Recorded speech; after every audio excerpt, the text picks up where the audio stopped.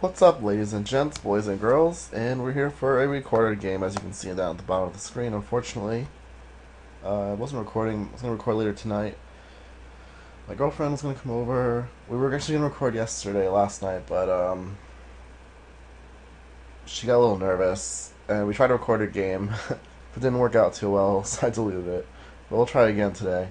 Anyway, I was just playing for fun before she came over, and we have Ertai, Wizard Adept. This guy, the opponent's name is Crumb the Slow. I've seen him play around the lobby. He just always plays blue decks. I'll just try and play Kiki-Jiki today, just because some people said they want to see Kiki again, and I just want to try it out, see how it was doing. And yeah, Ertai, so if you don't know what this does, 2 blue counter target spells, so you basically just have counterspell on a stick for free, right?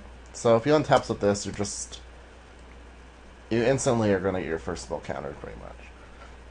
So we're going to keep this hand. It's pretty risky. It has Soul Ring, of course, which is a little annoying to play against, but against mono blue decks like this, you can't feel bad. And then Scred.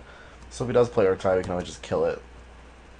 And we have Solemn, so if we draw a land, we're in pretty good shape.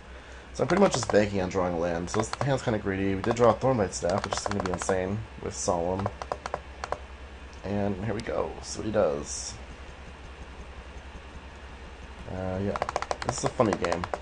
Or a funny story to the game. So, he plays Island, ponders, chose not to shuffle, so he had something decent on top.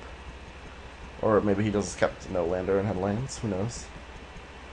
So we drew a land, like a luck sack, because we've been getting really unlucky today with this Kiki deck. I haven't gotten any Soul Ring. It's actually the first game of like 7 that I play that I've had a Soul Ring, Mana Crypt, something like that. Just, like, even this deck has Mana Crypt, Soul Ring, Grim Monolith, Mana Vault, and I just haven't had any of those on turn 1 or turn 2. Just weird. So yeah, Solemn it is. That's what he does.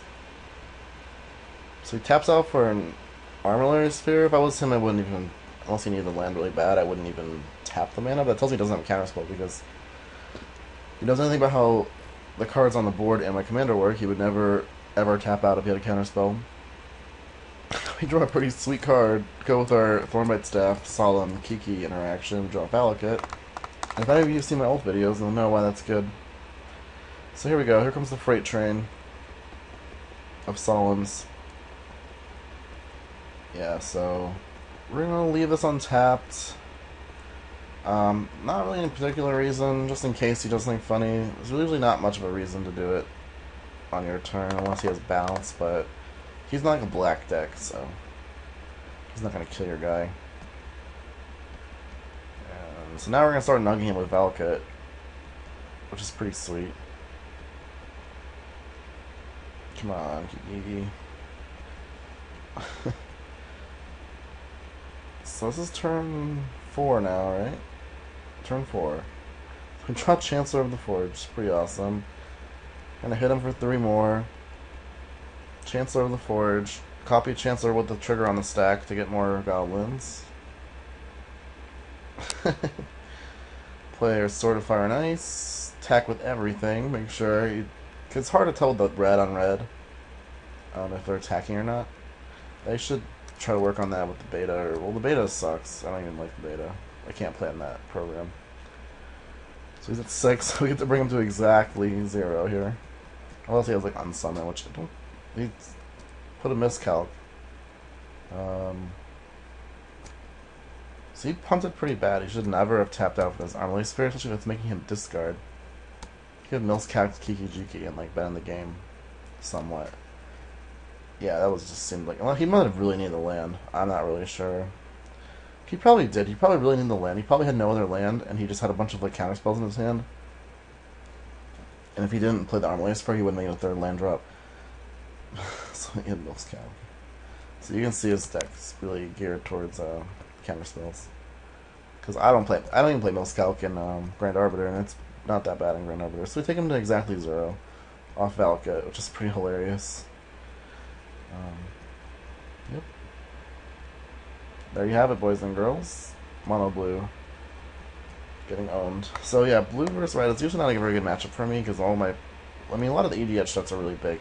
if you're playing, like, he's probably playing close to, I would say, over 10, maybe 15, 20 counter spells in a mono blue deck, and plus bounce spells and the royals, all those cards. So if you do stick something, he can always bounce it back. You can see what he said to me after the game. So I made a new game, and he joined the new game, and I didn't feel like playing mono blue again because it's just not appealing to most people, and you don't really know what. I just didn't feel like it.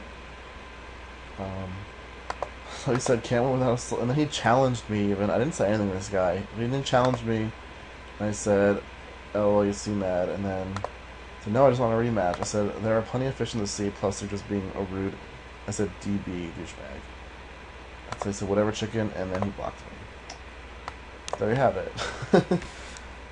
you know, you think you're tough playing Ertai deck, whatever. It's funny though. Hope you enjoyed that game. And someone said they wanted to see Kiki-Jiki games, so we did bring you one. Yeah, there you go. Kiki-Jiki still being ridiculous. This is turn 4, and I have 1, 2, 3, 4, 5, 6, 7, 8, 9, 10 land out. It's pretty crazy. Anyway, I hope you enjoyed the game, and thanks for watching. See you next time.